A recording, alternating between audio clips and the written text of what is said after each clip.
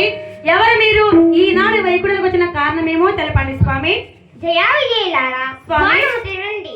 స్వామి ఈనాడు వైకుంఠానికి వచ్చి ఉన్నారు. మేము భూలోకములో గాదలి బ్రహ్మ కుమారులము, సనక సనాది మునీశ్వర్లము, విష్ణు భక్తులము.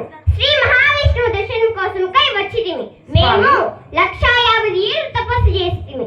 ఈనాడు తపస్సు ఫలించి వైకుంఠమునకు వచ్చితిమి. మాకు త్రోవదండి జయ విజయలారా. స్వామి, స్వాముల వారు లక్ష్మీ సమేతులై శేషుపాల్పు పైన పవలించి ఉన్నారు. స్వాముల వారిని ఈనాడు దర్శించుకోవడానికి వీలు లేదు.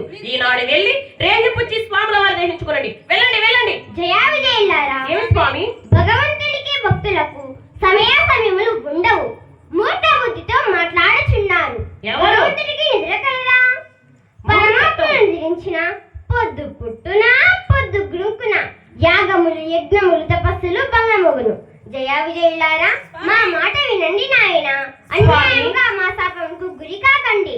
స్వామి, అదంతయు మాకు తెలియదు. స్వాముల వారు ఆజ్ఞాపించి ఉన్నారు, మేము ఆచరించి ఉన్నాము. అయినను లక్షాధిక సంవత్సరులు మీరు తపస్సు చేసిన వారైతే స్వాముల వారిని అక్కడే రప్పించుకోలేకపోయావా? ఇక్కడికి ఎందుకు వచ్చినట్లు? నీవు దొంగ భక్తుడివి, నువ్వు కపట సన్యాసివి. వెళ్ళండి.